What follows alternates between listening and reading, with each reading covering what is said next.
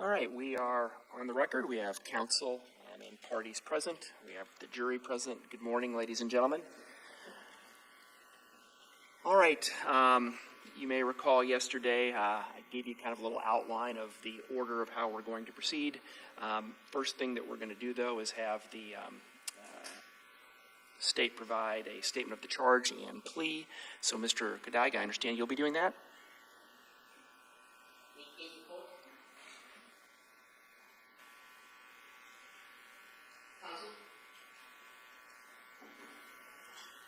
Ladies and gentlemen of the jury, good morning. The trial information in this case reads as follows.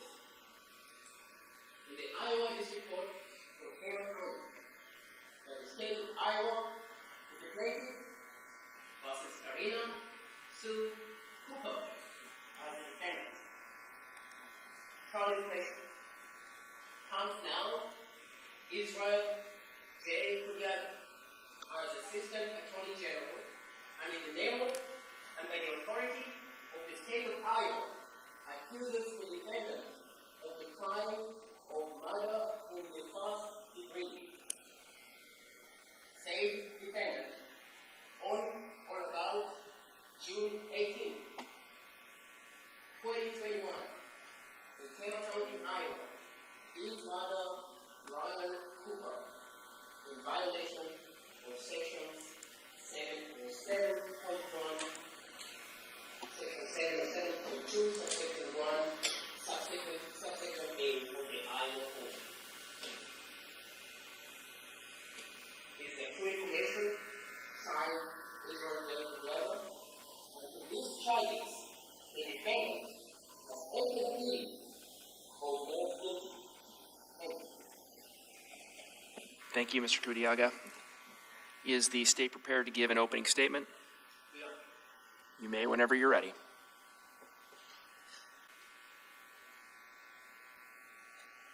Remember those cases. Fucking remember those. No if and or buts. Those are the words sent by a man at 3:30 in the morning of June 18, 2021. To a woman whose husband would be lying dead within that hour. Now past. Remember those cases. Fucking remember those. No ifs and no buts. And that woman responded, absolutely, 100%.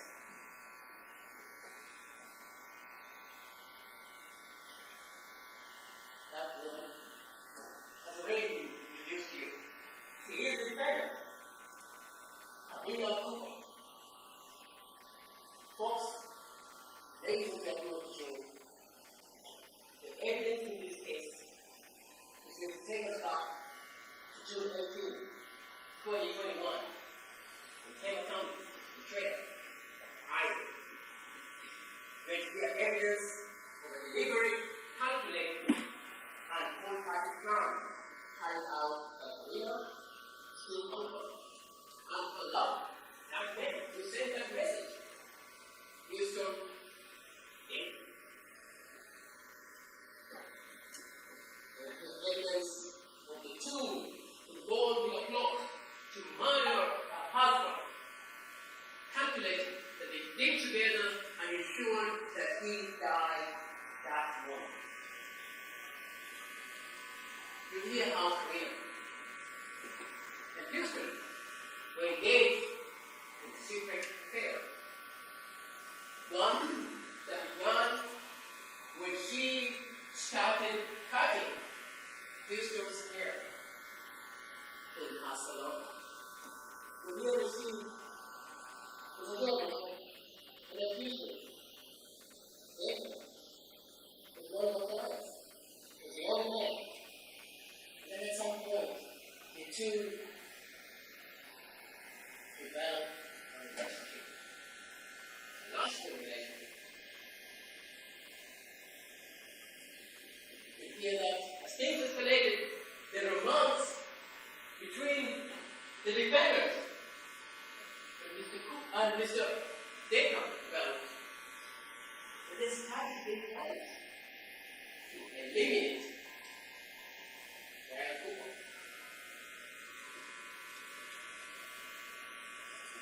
And why not just leave it to hear from the evidence that Karina stood nothing to gain from the divorce? The client's money, the client's financial assets were tied with the Cooper family. Karina Cooper was a woman. Hard-working woman. Did you hear that he found his family's brother, Aaron Cooper? That his sister, Michelle, was part of this family business. And that all of Brian's assets were therefore tied to the farm. But, when you folks talk about motive, there is information of how the evidence that you look for as jurors in the case. As you try to connect those dots. When you talk about circumstantial evidence, you hear from the evidence here, it's a clear motive. Of course, she was in bed with Mr. Danker. But she was a true friend. If Brian dropped out,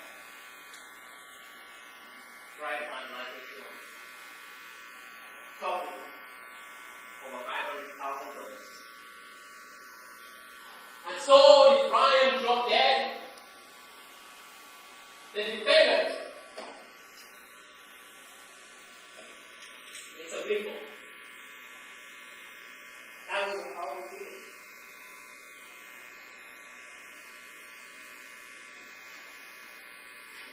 Let's walk you through what you hear about the night of the murder.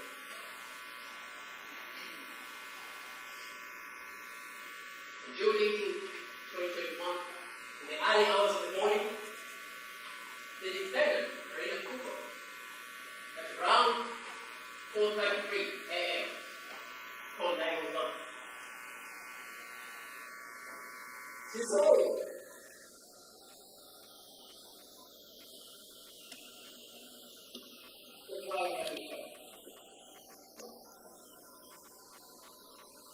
Police reporting. What he found, a Karina Cooper dead. 2 gunshot wounds in the left side of his face. Executed where he slept in his own living room on a recliner chair. Police investigated. And they took Karina Cooper's story. And the defendant told them a narrative that you will hear here in this courtroom, in the following days. And the police looked at the story. They instantly recognized, as you will, from the evidence in this case, that a story had holes. Holes bigger than the most favorite cheese. You hear the police tell you that there was no sign of forced entry. That she told them a story that someone had broken in or someone was in the house. And that she woke up to some sound. And that when she started walking around and investigating, when she woke up, around that time that she called, that she hit the phone,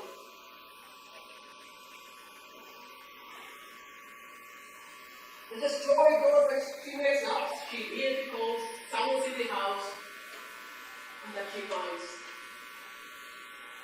Ryan, her husband, from the title, bleeding. But, you'll see, there's no evidence of a break. There's no evidence of stolen items. There's no signs of a struggle. Just Ryan, murdered in his home, and the defendant awake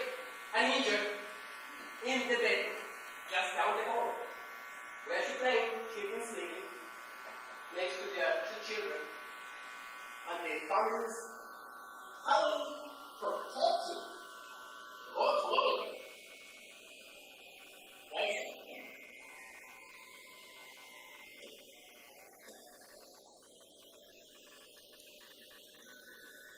Now, as police dig into the story, and as the evidence starts piling up, you will hear that Karina talked about voting. She also resented Brian Cooper. She resented him. She was working with Dad. She told him, I will shoot you in the face. That is what she did.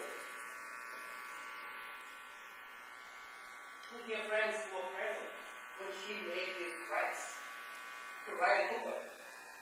And some of those friends started off at the time. But to end up being right in the face, not once, but twice, with a lot. Now, I'll say to be clear, Karina did not plan this alone. The evidence was brought up. She did not plan this alone. She did not act alone. She walked in someone. Huston Danker, aided and abetted the killing of Brian Cooper. Evidence, as I told you, is so that Huston Danker was alive long before Brian died. But all the night, as I told you, that the evidence would show that when she told the police, when the police finally dig into the digital evidence, and as you folks talked about this in Jerusalem, because of some of the evidence that you look for, that there was digital evidence in this case. Now you will hear that they tried to destroy that digital evidence. They tried to delete it. They tried to make it go to there so that it's not found. What you hear from experts? And some of you talked about hearing from experts. You hear from experts in this case. But when Lars said we thought this was the public crime, it's not. It's not the public murder. The public murders only exist on TV. We call them how the sleeping victim, no witnesses, a dog, and so 110 pounds worldwide that are going to the ending. And of course, a bit another one, sleeping with children. And sure as hell, making the news. But that public crime unraveled was, I would say, looking at his evidence. In secret messages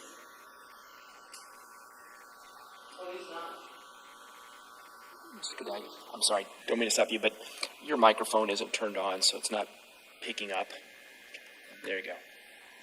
That one doesn't pick up to the audio feed, is my understanding. So, folks, you'll see the trail of text messages between these two lovers.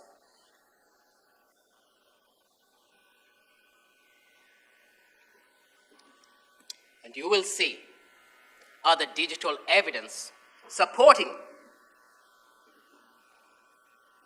high involvement and Ryan Cooper's involvement in the killing, and Huston Danker's involvement in the killing of Ryan Cooper. Let's talk about that. Folks, you'll see evidence that way back, starting early that year, early 2021, a plan was being hatched by these two lovers, the defendant and Ryan Cooper, and Huston Danker, to kill Ryan Cooper. You will see that there were messages as early as March when the defendant talks with Huston Danker, and they're planning to be a family. You'll see by March they're talking about having children together by sometimes the following year. And you'll see deleted and recovered messages between the defendant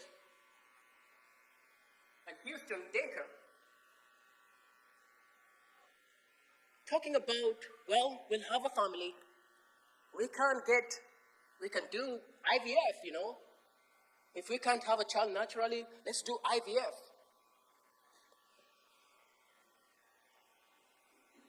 You will see that at some point it escalates. She tells Huston Danker, I fucking hate him, Ryan. You'll see sometimes in March, she sends this ominous text where she says, I'm wishing for a rogue semi-accident. Ryan was a farmer. I'm wishing for a rogue semi-accident. No survivors. Something takes him out.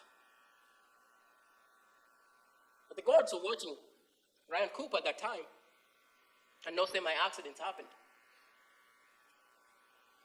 You'll see text messages where she says, I can't wait another summer. Can't happen. I can't wait another summer.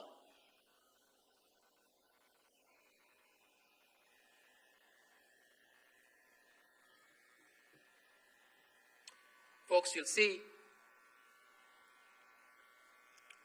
that the day of Ryan's death approached in June. And especially on that morning, Karina Cooper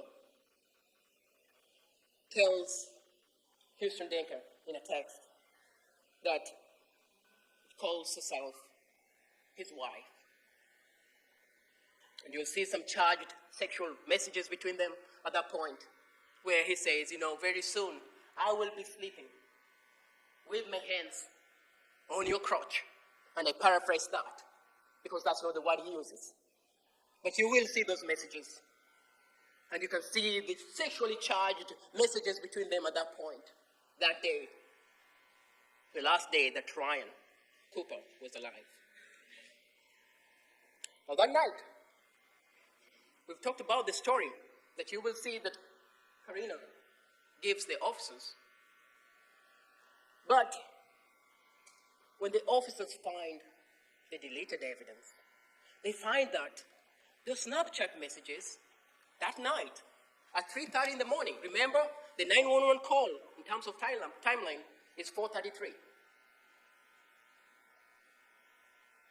You'll also hear that before Karina Cooper calls 911, she calls Ryan Cooper's brother, Aaron Cooper.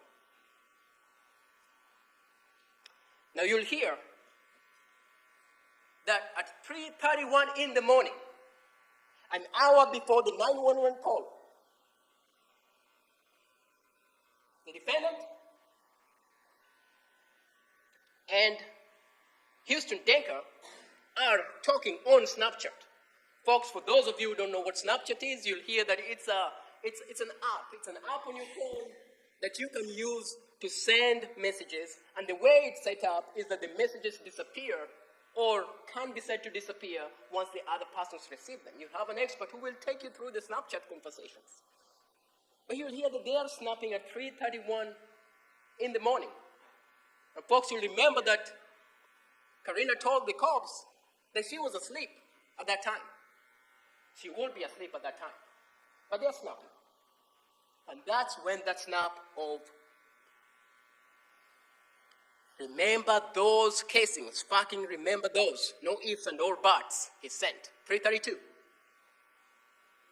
There's messages of I love you. She says absolutely, 100% she will remember them. And then Huston Danker sends a text that says, when I leave your house, send me a text. When I leave your house, so that I can open it get back. And you'll see why that evidence in Snapchat is trying to determine his location.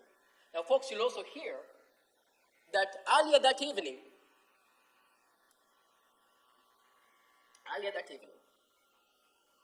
Houston's phone shows that he was driving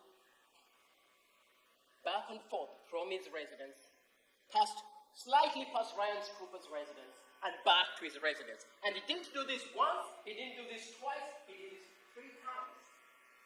Where he was driving, passing the residence, coming back to his house, going back and coming back, going back, coming back. Estimating how long it will take for me to move back and forth.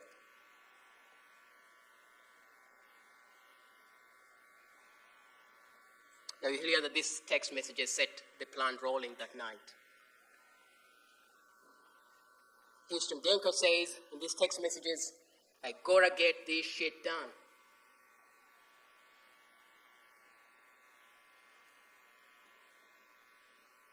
And Karina's, the defendant's response is go. They say, phone's going down. And you'll hear from forensic experts, you'll hear testimony that people know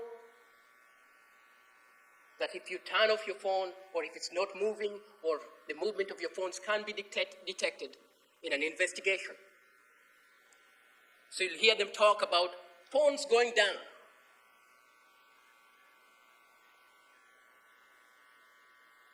Karina saying, go. An hour later, the man she married will be lying dead in the recliner in the living room. Now, folks, as I said, you'll hear evidence that she said she was asleep until she heard a sound. She described this as a sound. But you'll hear that forensic evidence says that's not true. She wasn't asleep. You'll hear that at 4:13 in the morning, she watched something on her phone. That this just doesn't happen on its own, that it's user manipulated. Someone has to be on the phone for it to use that phone. And that she watched something, a picture, on her phone. That was deleted. You'll hear that at 4:18 a.m. She calls, remember, the evidence will tell you, 4:33. At 4:18, she deleted 2 photos from her phone. Then, folks, you'll hear that at 4:23 to 4:33 a.m., the defendant, Karina Cooper, took 170 steps in her residence. And how do we know this? You'll hear from experts that the phone has an app sometimes, a health app on the phone, that when the user is walking with the phone, it records what you're doing. And that, contrary to a statement that she woke up to some noise, the phone shows that she was walking between 4:23 and 4:33, 170 steps, 393.7 feet in 10 minutes. You'll hear, folks, that that's longer than a football field. Touchdown. Now, as I told you, you'll hear that the police tried to see physical evidence that they couldn't find. They couldn't find the gun. They couldn't find the gun that had been used to kill Ryan Cooper in that residence. But Ryan Cooper was dead, 2 bullet holes on his face. And the gun missing. But the police found something. Something that was significant and helpful. Remember those shell casings. No fucking ifs and buts. Remember those shell casings. She forgot to pick one of the shell casings. The evidence will show that the police found one shell casing.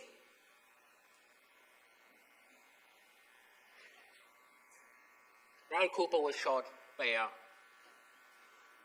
22.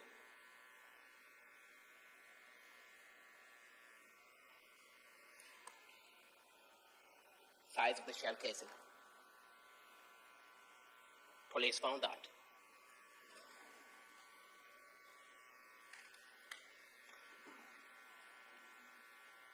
Police dig into their lives, they find that they get statements of the threats that she'd made to Ryan. They find that the defendant, Karina Cooper, was in financial trouble. She didn't have any money. You'll hear evidence from someone from the bank who used to work with her. And you'll hear that he will be nagging Karina to make sure that she was not overdrafted. And there'll be numerous text messages that you will see that in the days and the months leading up to Ryan's death, this man will text Karina and say, please, you're overdrafted again, put in some money. And she will give an excuse after another excuse after another excuse. You are overdrafted. Please put in $200, $300, something. You're on the overdraft list again.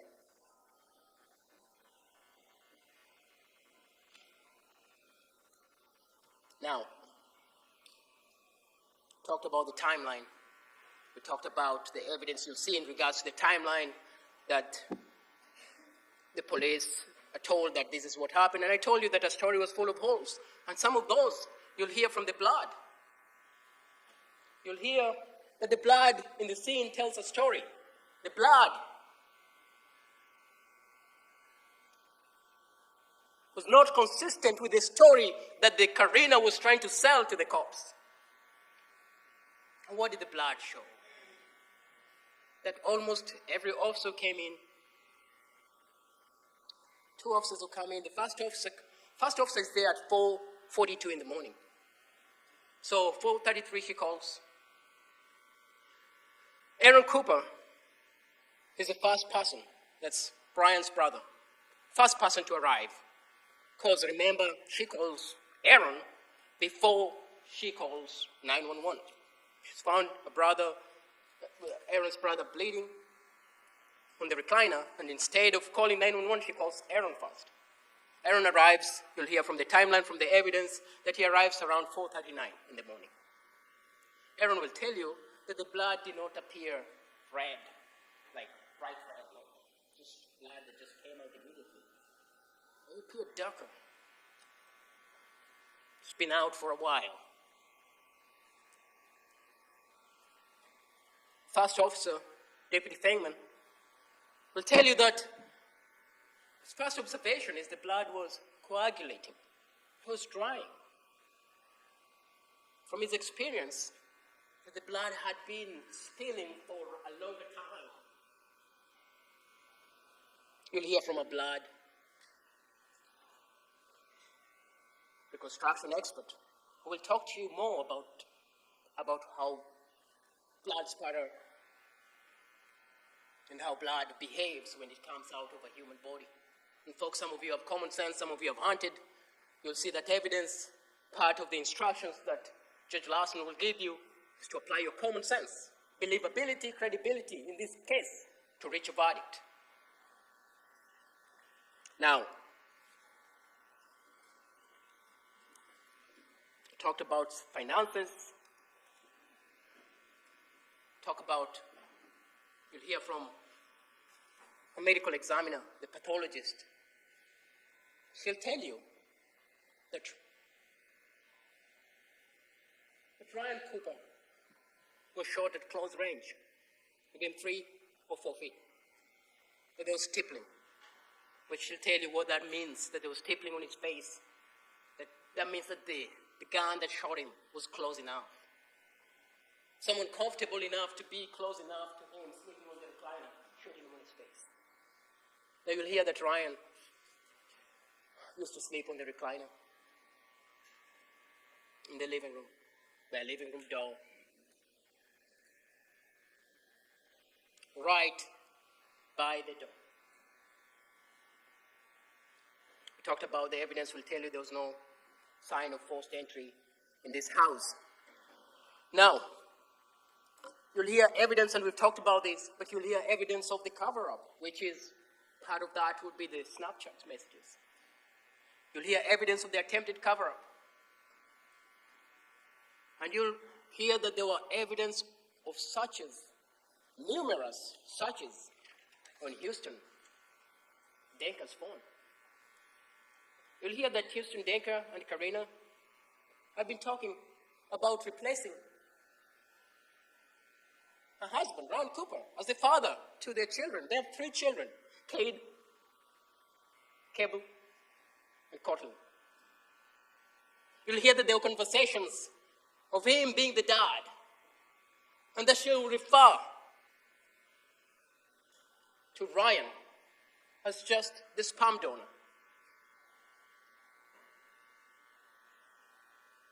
You'll hear that Huston Danker was gearing up for this role of the dad and even looking up for Father's Day 2021. Now you'll hear that Huston Danker had a lot of searches that the officers were able to retrieve from his phone. Some of them won.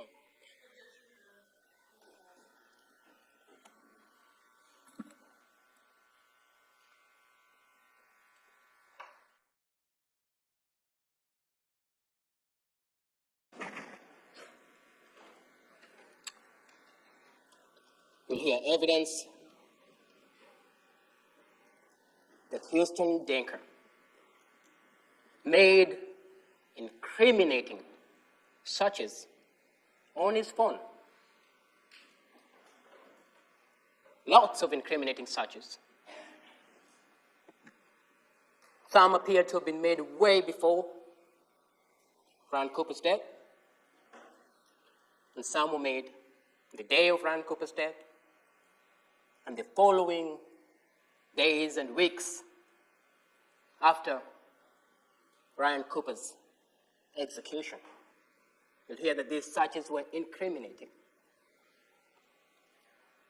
You'll hear that the defendant deleted her search history. You will hear that a day or so after she helped with the execution of her husband, that she deleted.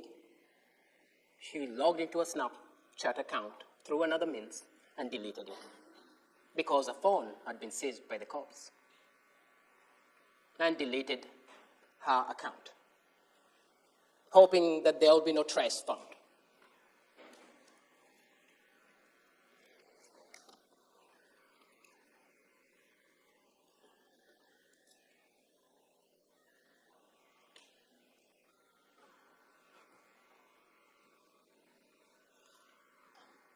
Now,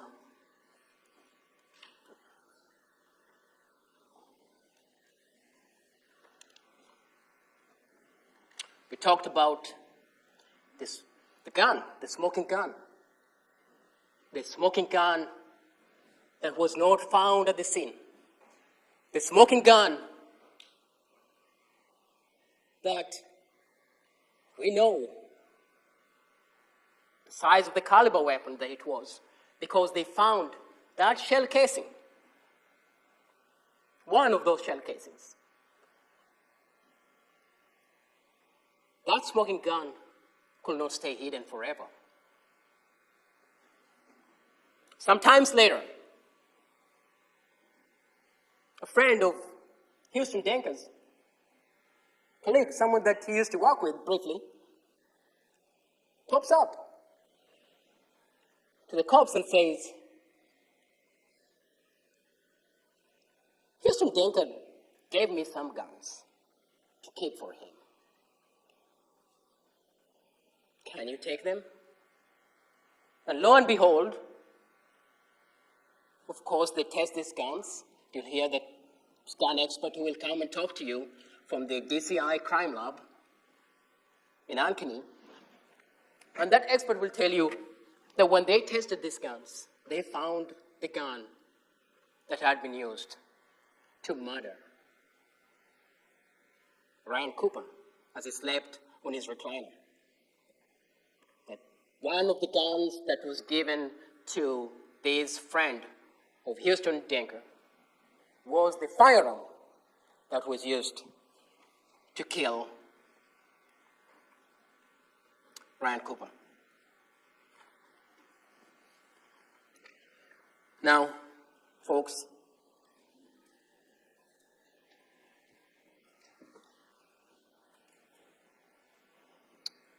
at the end of this trial, you will receive instructions from the court.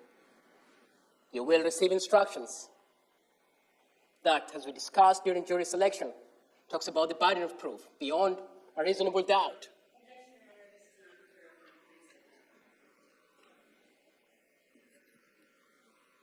Overruled, you can continue.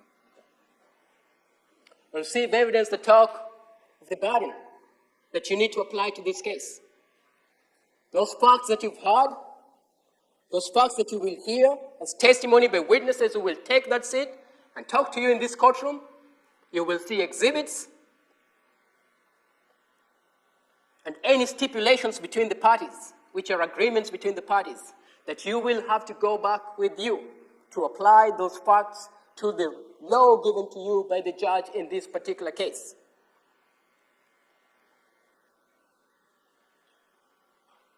The evidence, you will see, it will show that Karina Cooper was not just an unfaithful wife. She was not just a wife who wanted, as a text message will show you, to leave Plea, Iowa for a better life in a sunnier place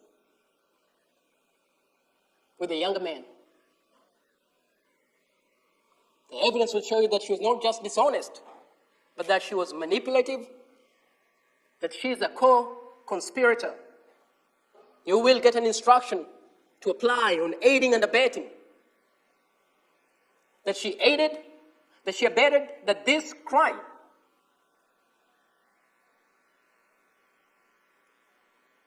from the evidence that you'll see, that Ryan Cooper dies by her involvement absolutely 100%, like she said. She was in this absolutely 100%. You'll see that she's a planner. The evidence will show that she is a murderer. And for that, ladies and gentlemen of the jury, we will ask you at the end of this trial to hold Karina Sue Cooper accountable for planning and carrying out her husband's murder hand in hand with her lover. We will ask you to look at the evidence, the text, the blood, and apply common sense. We submit to you, ladies and gentlemen, that the evidence in this case will prove beyond a reasonable doubt that she is guilty, and we will ask you to return that verdict. Thank you very much.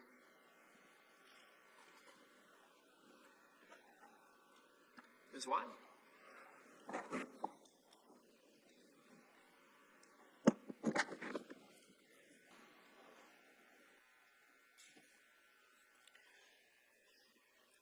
Huston Danker.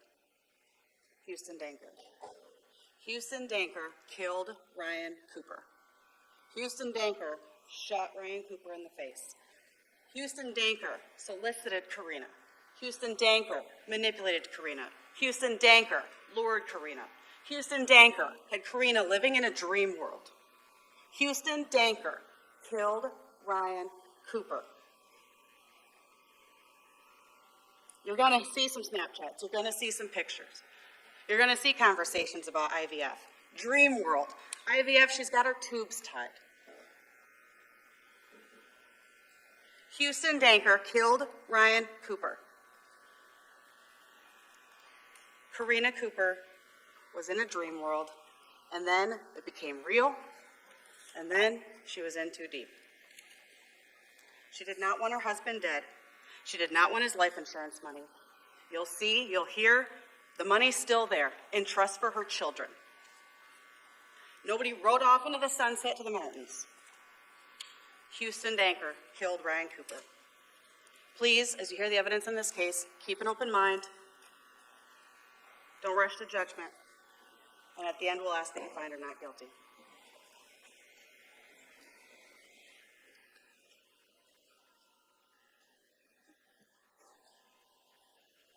Is the state prepared to call its first witness?